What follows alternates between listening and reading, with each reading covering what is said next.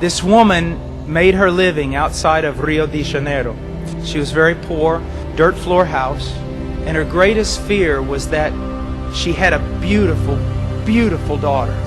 And she knew that one day her daughter would leave that house and go to Rio de Janeiro to try to make a better life. And she knew what would happen to her daughter if she went there. One day the woman came home and her daughter was gone. There was a note on the table that said, "I've gone to Rio to find a life." The mother knew what would happen. She took all the money that she had, she bought a bus ticket to Rio de Janeiro, and then she went into a little photo shop, a photo booth, and she spent a great deal of her money, the mother did, just making pictures of herself. And then the mother went to Rio de Janeiro and spent months there. She looked in every hotel, every restaurant, every movie house, all the discotheques, everywhere she looked. And everywhere she went, she left a picture of her face. Finally, she ran out of money and she went home. One night, her daughter was coming down the stairs of a hotel, and she was with a man. She had become a prostitute. She looked like she had aged 15 years. And as she's coming down the stairs, she feels like she's going to die. But she looks over in the mirror and she sees how she's aged. And then something catches her eye. She sees a picture of her mother. She grabs it.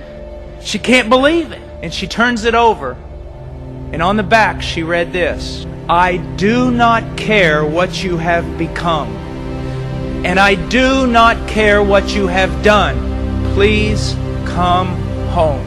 I know all about the sovereignty of God, about the great confessions, and I embrace them all.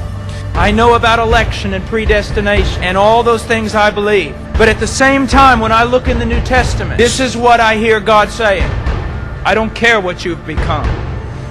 And I don't care what you've done. My Son has paid for it all on the cross. Now come home. Some of you young people out here, you are going to ruin your life. Some of you adults bear scars that will never be removed because of the sin in your life. And some of you, the only thing you've ever seen of Christianity is a dead religion.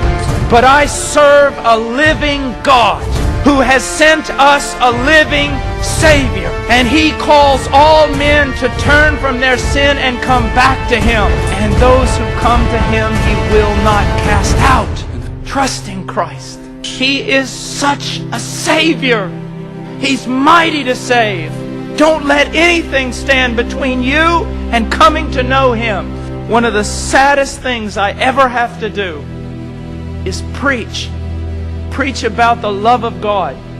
It is so sad because no matter how hard you try to preach, you cannot describe the love of God for sinful men. God is love. And He has provided a Savior. And if you don't come to Him, the fault will be yours.